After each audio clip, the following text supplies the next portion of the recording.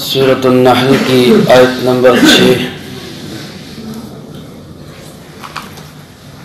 الحمدللہ وکفی وسلام علی عبادہ الذین اصطفی، خصوصاً علی سید الرسل وخاتم الانبیاء وعلی آلہ واصحابہ الاتقیاء۔ اما بعد فاعوذ باللہ من الشیطان الرجیم، بسم اللہ الرحمن الرحیم۔ وَلَكُمْ فِيهَا جَمَالٌ حِينَ تُرِيحُونَ وَحِينَ تَسْرَحُونَ وَتَحْمِلُ أَثْقَالَكُمْ إِلَى بَلَدٍ لَمْ تَكُونُوا بَالِغِيهِ إِلَّا بِشِقِّ الْأَنفُسِ إِنَّ رَبَّكُمْ لَرَءُوفٌ رَحِيمٌ۔ وَالْخَيْلَ وَالْبِغَالَ وَالْحَمِيرَ لِتَرْكَبُوهَا وَزِينَةً وَيَخْلُقُ مَا لَا تَعْلَمُونَ۔ وَلَكُمْ فِيهَا جَمَالٌ، اور تمہارے لیے اس میں فخر کی بات ہے۔ حین تریحون، جب شام کے وقت جانور چر کے واپس آتے ہیں۔ وحین تسرحون، اور جب صبح کے وقت تم جانوروں کو چھوڑتے ہو۔ وَتَحْمِلُ أَثْقَالَكُمْ، اور وہ اٹھاتے ہیں تمہارے بوجھ۔ إِلَى بَلَدٍ، دوسرے شہروں کی طرف۔ لَمْ تَكُونُوا بَالِغِيهِ، تم نہیں تھے وہاں تک پہنچ سکنے والے۔ إِلَّا بِشِقِّ الْأَنفُسِ، مگر اپنی مشقت کے ساتھ۔ إِنَّ رَبَّكُمْ لَرَءُوفٌ رَحِيمٌ، بے شک تمہارا پروردگار بڑا ہی مہربان، بہت رحم کرنے والا ہے۔ وَالْخَيْلَ وَالْبِغَالَ وَالْحَمِيرَ، اور پیدا کیے اسی نے گھوڑے، خچر اور گدھے۔ لِتَرْكَبُوهَا وَزِينَةً، تاکہ تم اس پہ سواری کرو اور اس سے زیب و زینت حاصل کرو۔ وَيَخْلُقُ مَا لَا تَعْلَمُونَ، اور وہ پیدا کرے گا وہ چیزیں جن کو تم نہیں جانتے۔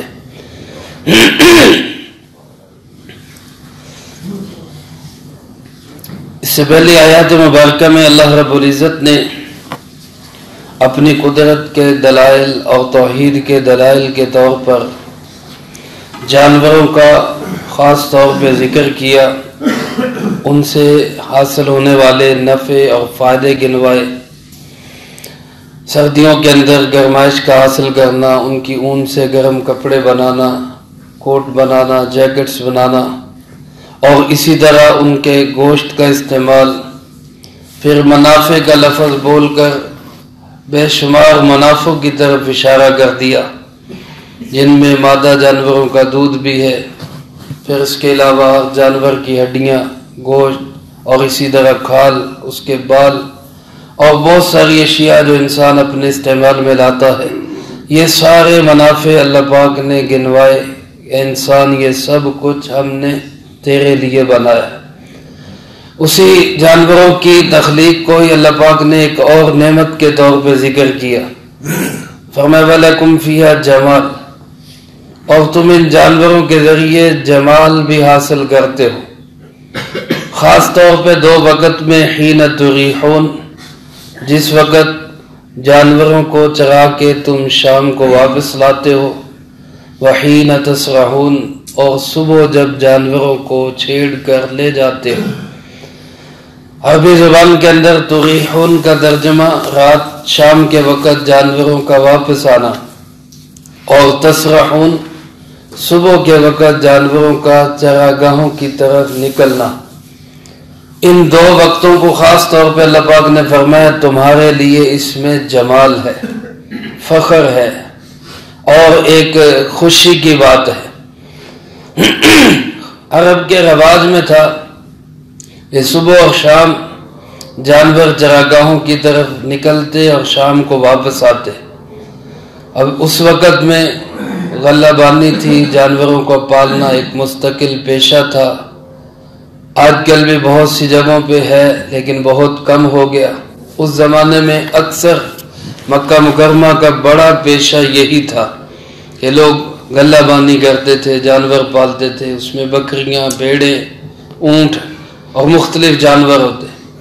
تو جب وہ صبح کو چراگاہوں سے نکلتے تو تب بھی مالک کے لیے بڑی خوشی اور بڑے فخر اور سرور کی بات ہوتی کہ میرے پاس اتنے جانور، اور خاص طور پہ جب شام کو واپس آتے تو پھر اور ہی زیادہ خوشی کا مقام ہوتا۔ اللہ پاک نے بھی شام کے وقت کا ذکر پہلے کیا، حین تریحون وحین تسرحون۔ حالانکہ ترتیب کے لحاظ سے ہونا یہ چاہیے کہ صبح پہلے جانور نکلتے ہیں، شام کو پھر واپس آتے، لیکن اللہ پاک نے پہلے شام کا ذکر کیا پھر صبح کا ذکر کیا۔ اس کی وجہ کیا ہے؟ امام راضی رحمۃ اللہ علیہ نے اس میں حکمت اور اس کی وجہ یوں لکھی ہے کہ یہاں اللہ پاک ذکر کر رہے ہیں خوشنما حالت کا، بطور نعمت کے جس حالت کو ذکر کیا ہے وہ خوشنمائی کی حالت ہے، اور جانوروں کی خوشنمائی کی حالت صبح کی بجائے شام کو زیادہ خوشنمائی ہوتی، کیونکہ صبح جب وہ نکلتے ہیں باڑوں سے تو وہ بعض اوقات گندگیوں سے لتڑے ہوتے ہیں، رات بھر کی گندگیاں لگی ہوتی ہیں، اور پھر رات بھر کے بھوکے ہوتے ہیں، جسم بھی خشک ہو چکا ہوتا ہے، تو صبح جب نکلتے ہیں تب اتنے بھلے نہیں لگتے، جب شام کو واپس آتے ہیں تو جسم صاف ستھرے ہو چکے ہوتے ہیں، گند مند اتر چکا ہوتا ہے، کئی پانیوں سے گزر چکے ہوتے ہیں، اور پھر چگ چگ کے چر کے چگ کے اچھے موٹے تازے ہو چکے ہوتے ہیں، اس وقت زیادہ خوشنما لگتے ہیں۔ تو اس حالت کا اللہ نے پہلے ذکر کیا، حین تریحون۔ علماء فرماتے ہیں اس آیت مبارکہ سے یہ معلوم ہوا کہ اپنے مال مویشی کو دیکھ کر خوش ہونا اور اس سے جمال حاصل کرنا اور اس پہ فخر اور خوشی محسوس کرنا بطور نعمت کے شکرانے کے، یہ بھی اللہ کی نعمت ہے اور یہ حاصل کرنی چاہیے۔ یہ تکبر کی بات نہیں، دیکھو دو چیزیں الگ الگ ہیں، تکبر اور چیز ہے فخر کرنا، خوشی کا اظہار کرنا، اللہ کی نعمتوں سے جمال حاصل کرنا، یہ محبوب اور پسندیدہ۔ شریعت نے دونوں کی حدود بیان کی۔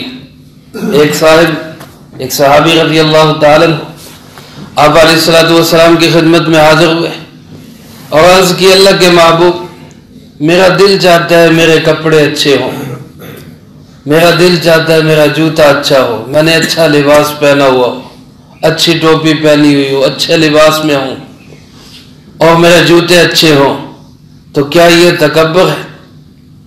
تو کیا یہ تکبر ہے؟ صحابہ ایک ایک چیز پوچھا کرتے تھے۔ آج ہم تو اللہ معاف کرے اپنی مرضی سے ہی سوچ لیتے ہیں، بس جی میرے خیال میں یہ ایسے ہی ہے، بس ٹھیک ہے۔ حضرات صحابہ اکرام رضی اللہ تعالی مجمعین جو عقل و خرد میں ہم سے کئی گنا آگے تھے، لیکن وہ پھر بھی ہر بات ہر معاملہ جناب محمد کریم صلی اللہ علیہ وسلم سے پوچھا کرتے۔ تو اس نے سوال کیا، اللہ کے محبوب کیا یہ تکبر ہے؟ تو آپ علیہ الصلوۃ والسلام نے فرمایا، نہیں میرے صحابی، یہ تکبر نہیں بلکہ یہ تو جمال ہے، یہ تو جمال ہے، خوشنمائی ہے۔ اور فرمایا ان اللہ جمیل یحب الجمال، اللہ خود جمیل ہے اور اللہ جمال کو پسند کرتا ہے۔ اچھی حالت میں انسان رہے، اچھا لباس پہنے، اچھے کپڑے پہنے، اچھا جوتا پہنے، اللہ پاک اس کو پسند کرتے ہیں۔ لیکن فرمایا جو چیز تکبر ہے وہ کیا ہے؟ اچھا لباس پہن کے، اچھے جوتے پہن کے دوسروں کو حقیر سمجھنا، یہ اللہ کو پسند نہیں، اس سے بچنا۔ اس لیے اگر آج اللہ پاک نے کسی کو مال دیا ہے، اللہ نے اپنا فضل دیا ہے، تو اس کے اثرات جسم پہ نظر آنے چاہیے۔ ایک صاحب آپ کی خدمت میں حاضر ہوئے، انہوں نے عام سادہ سا لباس، پھٹے پرانے سے کپڑے، پھٹا پرانا سا جوتا وہ پہنا ہوا، تو آپ نے ان سے پوچھا بھائی تیرے پاس کوئی مال ہے؟ اس نے کہا جی اللہ کا شکر، اللہ کا دیا بہت کچھ ہے، بھیڑ بکریاں ہیں، جانور ہے، مال مویشی ہے، بہت کچھ ہے۔ تو جناب نبی پاک صلی اللہ علیہ وسلم نے ارشاد فرمایا، فَلْيُرَى أَثْرُ نِعْمَةِ اللَّهِ عَلَيْكَ پھر اللہ کے نعمتوں کے نشان تیرے جسم پہ نظر بھی آنے چاہیے، یہ بھی اللہ کو پسند ہے۔ فرمایا وَأَمَّا بِنِعْمَةِ رَبِّكَ فَحَدِّثْ، اللہ نے کوئی نعمت اور انعام دیا ہو تو اس کو بیان کر دیا کرو، اس کو بیان کر دیا کرو۔ اس کے بیان کی ایک صورت زبان سے بیان ہے، اللہ کا شکر ہے میرے اوپر اللہ نے یہ انعام کیا، اور ایک صورت اس کی یہ ہے کہ وہ آثار اس انعام کے جسم پہ نظر آئے۔ اللہ نے مال و دولت دیا ہے تو گھر اچھا بنا لے، اس میں کوئی حرج نہیں، سواری اچھی لے لے، کوئی حرج نہیں۔ آپ علیہ الصلوۃ والسلام نے اس کو دنیا کی سعادت میں ارشاد فرمایا، کھلا گھر ہو، اچھی سواری ہو، نیک بیوی ہو، فرمایا یہ دنیا کی سعادت مندیوں میں سے ایک سعادت، یہ تینوں چیزیں دنیا کی سعادت مند ہیں۔ رہائش کے بارے میں ہمارے استاد محترم شیخ الاسلام حضرت مفتی تقی عثمانی صاحب دامت فیوزہم، اللہ ان کو صحت و تندرستی عطا فرمائے، وہ فرمایا کرتے تھے اس کے 5 درجے ہیں۔ پہلا درجہ ہے رہائش کا، وہ کوئی آدمی جھونپڑا لگا لے، کچا مکان بنا لے، پکا مکان بنا لے، ہر ایک ہی رہائش ہے۔ اس سے اگلا درجہ ہے آسائش کا، مجھے رہائش بھی حاصل ہو اور تھوڑی آرام دہ بھی ہو، کمفرٹیبل ہو، اس میں ساری سہولیات ہو، یہ آسائش کا درجہ ہے۔ رہائش کا درجہ بھی شریعت میں جائز ہے، حاصل کرنا چاہیے۔ آسائش کے درجے پہ بھی شرعاً کوئی پابندی نہیں۔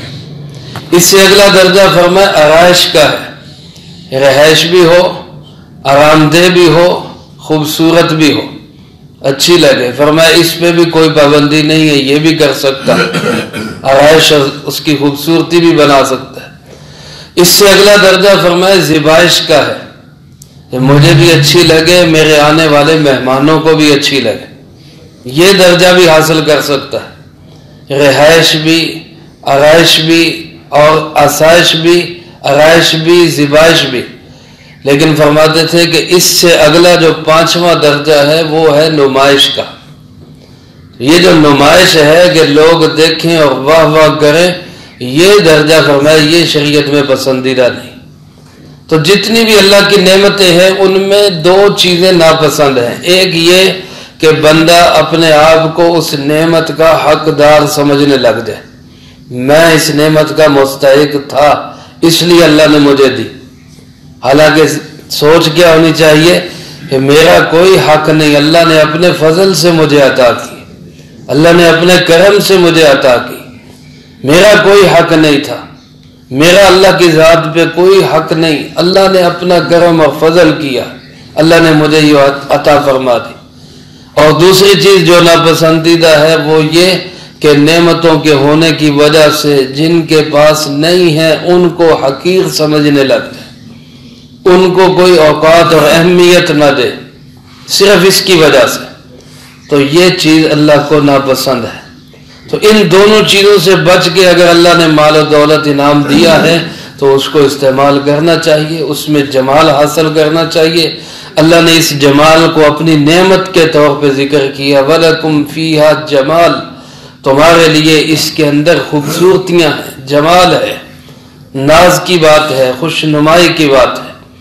تو اگر اپنا مال و دولت، اپنی سواری، اپنا گھر، اپنا مال و دولت، اپنے لباس خوش نما لگتے ہیں، اچھا لگتا ہے، تو اللہ کا شکر ادا کرنا چاہیے، خود کو اس کا مستحق نہیں سمجھنا چاہیے، فضل ربی سمجھنا چاہیے، اور کسی دوسرے کو اس کی وجہ سے حقیر نہیں سمجھنا چاہیے۔ باقی اچھی سواری صحابہ نے بھی رکھی، اس زمانے میں اچھی سے اچھی سواری گھوڑا ہوتا تھا، اچھے سے اچھے گھوڑے صحابہ نے پالے، اس میں نیت اور جذبہ کیا ہوتا کہ ان کی پیٹھ پہ بیٹھ کے اللہ کے دین کا کام کریں گے۔ اگر آج اچھی سواری کو انسان اس لیے رکھتا ہے کہ میں اس سواری کے ذریعے اللہ کے دین کی محنت میں لگوں گا، دین کے کاموں میں آسانی ہوگی، تو شریعت میں کوئی پابندی نہیں۔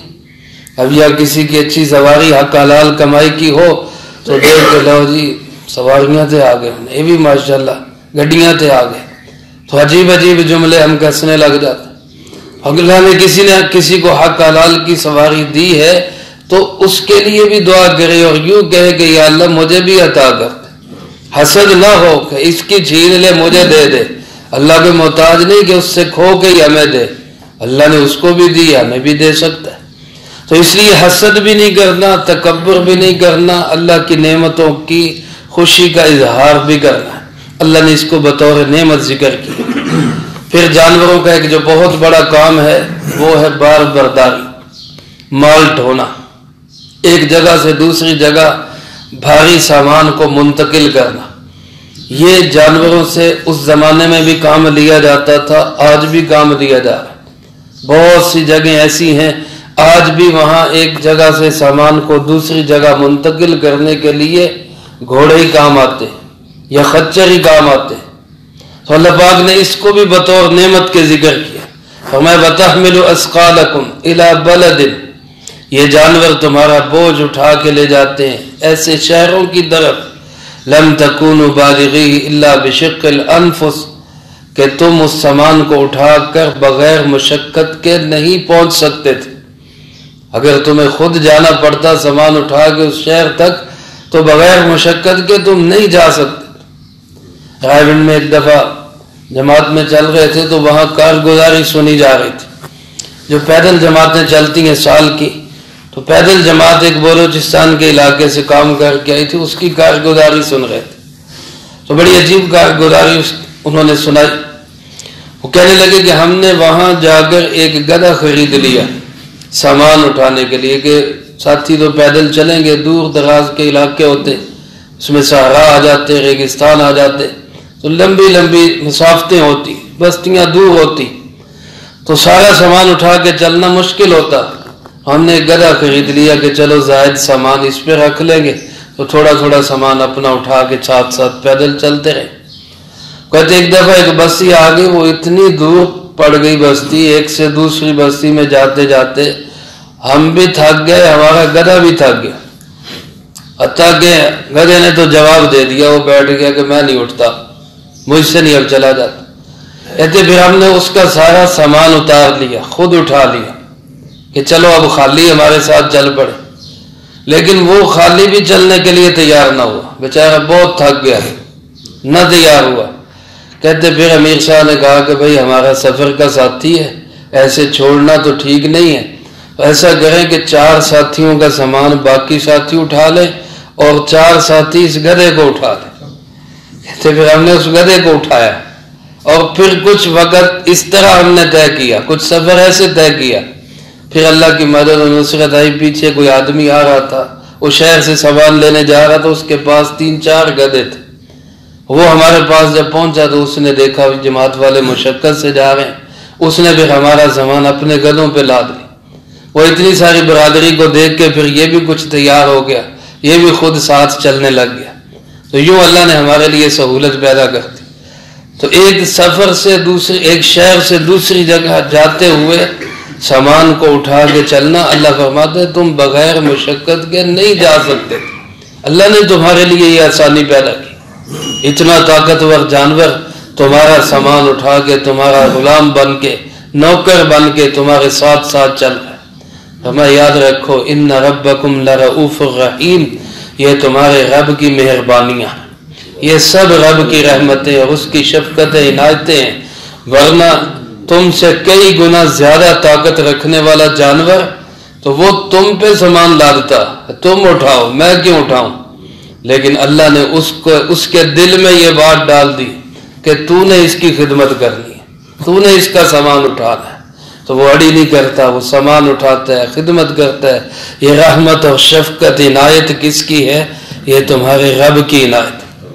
پھر خاص طور پہ 3 جانوروں کا ذکر کیا, والخیل والبغال والحمیر, جو سواری اور بار برداری کے کام آتے ہیں, گھوڑے, خچر اور گدھے. علماء فرماتے ہیں کہ یہ اللہ پاک نے ان تینوں کا ان پہلے مویشیوں سے الگ ذکر کر کے گویا اشارہ اس طرف کر دیا کہ ان میں تو بار برداری اور منافعوں کے علاوہ گوشت کے کھانے اور دودھ کے پینے کا نفع بھی ہے, اور ان کے اندر صرف سواری اور صرف بار برداری اور مال ڈھونا اس کا نفع ہے, کھانے اور دودھ پینے کا نفع ان میں نہیں. چنانچہ اس سے جو ہے یہ بیت جو ہے جانوروں کا, اس کے اندر علماء نے لکھا ہے کہ یہ کھانے میں حلال نہیں, ان کا دودھ حلال نہیں. گدھے کا تو ویسے ہی حرمت حدیث میں بالکل واضح ہے. اسی طرح خچر جو ہے یہ گدھے اور گھوڑی یا گھوڑے اور گدھی کے ملاپ سے پیدا ہوتا ہے، اس کا بھی جو ہے حرمت واضح ہے. اور گھوڑے کے بارے میں بھی روایات مختلف ہے. بعض علماء فقہا اس کو حلال قرار دیتے ہیں، لیکن حلال قرار دینے والے بھی کہتے ہیں چونکہ جہاد کا آلہ ہے اس لیے کھانا نہیں چاہیے تاکہ آلات جہاد ختم نہ ہو. اور بعض حضرات تو ویسے ہی کہتے ہیں کہ یہ حرام ہے. امام ابو حنیفہ رحمۃ اللہ علیہ اس اختلاف کی بنیاد پر نہ تو اس کو بالکل حلال قرار دیتے ہیں نہ بالکل حرام قرار دیتے ہیں. وہ فرماتے ہیں کہ اس کا کھانا جو ہے وہ مکروہ ہے. تو لہذا اس کے گوشت کو بھی اللہ رب العزت نے اس جانور کو بھی دوسرے اسٹیپ میں بیان کیا. فرمایا والخیل والبغال والحمیر لترکبوها، یہ 3 جانور ہم نے بنائے تھا کہ تم اس پہ سواری کرو.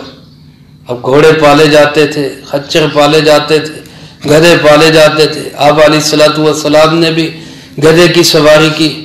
یعفور اس گدھے کا نام تھا جس پہ جناب نبی پاک صلی اللہ علیہ وسلم نے سواری کی. حضرت مولانا موسیٰ خان صاحب رحمۃ اللہ علیہ فرمایا کرتے تھے کہ گدھے کی سواری کبھی کبھی کر لینی چاہیے تاکہ طبیعت میں عاجزی اور انکساری بھی پیدا ہو، اللہ کے محبوب کی سنت بھی ادا ہو جائے.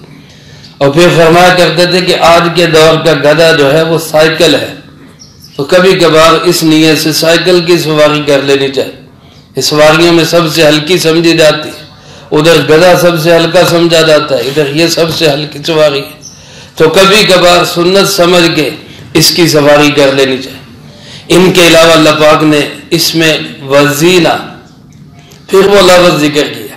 یہ سواری بھی حاصل ہوتی ہے اس سے، اور ان جانوروں میں تمہارے لیے زینت بھی ہے، خوبصورتی بھی ہے. یہ تمہیں اچھا لگتا ہے گھوڑے پہ سوار ہونا، تمہیں اچھا لگتا ہے کسی سواری پہ، اچھی سواری پہ سوار ہونا. یہ زیب و زینت بھی اللہ نے جو بنائی ہے یہ بھی بطور نعمت کے ذکر کیا گیا، پھر ذکر کیا گیا. اور اس کے بعد اللہ پاک نے ایک جملہ فرمایا جس میں آج کی ساری سواریوں کو داخل کر دیا. فرمایا وَيَخْلُقُ، اور اللہ پیدا کرے گا مَا لَا تَعْلَمُونَ، ان سواریوں کو جن کو تم جانتے بھی نہیں. وہ سواریاں بھی اللہ پیدا کریں گے. جس زمانے میں یہ قرآن پاک اتر رہا تھا اس زمانے میں کسی کو کیا پتا تھا کہ ایک ایسی گاڑی بھی ایجاد ہوگی کہ چابی گھمائیں گے وہ سٹارٹ ہوگی، گیئر لگائیں گے کلچ چھوڑیں گے وہ چل پڑے گی، ریس دیں گے وہ دوڑے گی بھاگے گی، ہمارے اشاروں کے ساتھ چلے گی. ایسی کچھ سوچ بھی نہیں سکتا تھا. تو اللہ نے اس زمانے میں اس کی طرف اشارہ کر دیا کہ میں ایسی سواریاں بھی بناؤں گا جو تم جانتے بھی نہیں. اور یہ آج کے لیے بھی ہے، ابھی آگے پتہ نہیں کیا کچھ ایجاد ہوگا، اور وہ بھی سب کچھ اللہ ہی کی تخلیق ہے. آج جتنی موٹریں، گاڑیاں، کاریں، جو کچھ ہے یہ سب بنایا ہوا کس کا ہے؟ اللہ. انسان کا عمل دخل صرف اس میں اتنا ہے کہ انسان نے توڑ جوڑ کر کے اس کا استعمال سیکھا، ورنہ لوہا بنایا ہوا کس کا ہے؟ اللہ کا ہے. اور اس میں جو چیزیں استعمال ہوتی ہیں وہ سب بنائی ہوئی کس کی ہیں؟ وہ اللہ کی ہے. اور جو پٹرول اور ایندھن اس میں استعمال ہوتا ہے وہ کس کا پیدا کیا ہوا ہے؟ اور انسان جس نے جوڑ جوڑ کر استعمال کرنا سیکھ لیا اس انسان کو کس نے پیدا کیا؟ وہ بھی اللہ نے. اور اس انسان کو عقل کس نے دی؟ وہ بھی اللہ نے دی. تو اللہ کی ہی پیدا کردہ ہے یہ ساری چیزیں، اللہ ہی نے بنائی ہے. انسان نے صرف یہ کیا کہ اللہ کی دی ہوئی عقل کو استعمال کر کے ان چیزوں کو استعمال کرنا سیکھ لیا، ان کو استعمال کرنا سیکھ لیا. باقی بنائی ہوئی یہ اللہ کی ہیں. اور اللہ فرماتے ہیں ابھی آگے پتہ نہیں میں نے کیا کچھ بنانا ہے، تم نہیں جانتے جو میں نے بنانا ہے، جو میں نے پیدا کرنی. تو یہ ساری نعمتیں اللہ کی پیدا کی ہوئی نعمتیں ہیں، اللہ کی بنائی ہوئی سواریاں ہیں. جب انسان ان کو استعمال کرے تو اللہ کو یاد کر لے، اللہ کو یاد کر لے. صبح جب گھروں سے نکلتے ہیں، خاص طور پہ جو بچوں کو سکول چھوڑنے کے لیے جاتے ہیں، اور کوشش کرنی چاہیے کم سے کم بچوں کو سکول چھوڑنے کے لیے تو ہم خود جائیں.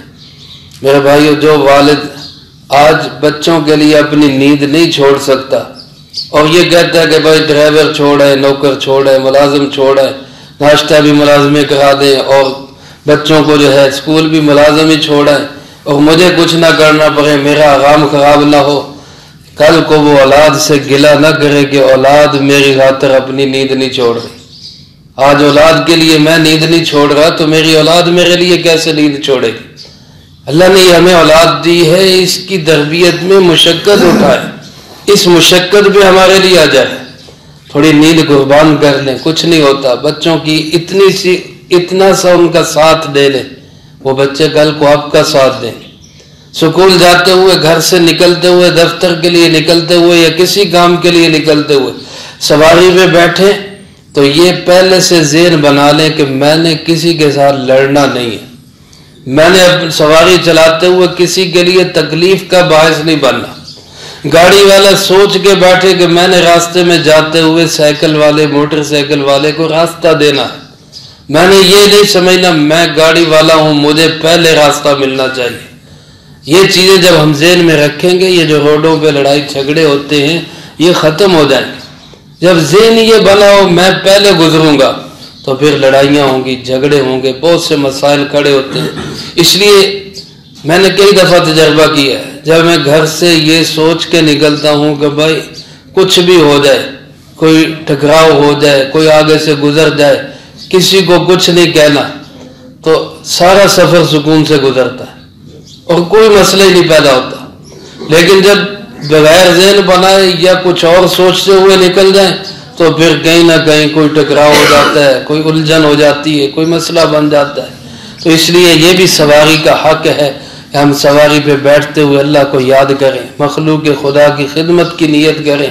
سواری اللہ نے دی ہے، کسی کو ضرورت پڑ گئی تو سواری دے دیا کرے، کسی کو ضرورت پڑ گئی اس کو سواری دے دی، صحابہ دے دیا کرتے، کسی نے سفر کرنا ہے، گھوڑا چاہیے دے دیتے، خچر چاہیے مال لے کے جانا ہے دے دیا کرتے۔ تو یہ بھی سواری کا حق ہے۔ ہمارے پاس گاڑی ہے، کسی کے پاس نہیں، ضرورت مند ہے، سفر کرنا ہے، کسی مریض کو لے کے جانا ہے، پڑوس میں ہے اور خود گاڑی لے کے پہنچ جائیں، میں آپ کی خدمت کے لیے تیار، یہ بھی سواری کا حق ہے۔ اللہ ہم سب کو اچھی سواریاں بھی نصیب فرمائے، ان کے حقوق ادا کرنے کی بھی توفیق نصیب فرمائے، جو کہا سنا اس کو زندگی میں لا کے دوسروں تک پہنچانے کی توفیق عطا فرمائے۔ اللہم لک الحمد کما ینبغی لجلال وجہک وعظیم سلطانک، اللہم لا احصی ثناء علیک انت کما اثنیت علی نفسک، اللہم لک الحمد کما انت اہل، صلی علی محمد کما انت اہل، وافعل بنا ما انت فإنك أهل التقوى وأهل المغفرة. اللهم ربنا ظلمنا أنفسنا وإن لم تغفر لنا وترحمنا لنكونن من الخاسرين. اللهم ربنا آتنا في الدنيا حسنة وفي الآخرة حسنة وقنا عذاب النار. اللهم ربنا تقبل منا إنك أنت السميع العليم وتب علينا إنك أنت التواب الرحيم. صلى الله على النبي الكريم وعلى آله وأصحابه أجمعين برحمتك يا أرحم الراحمين.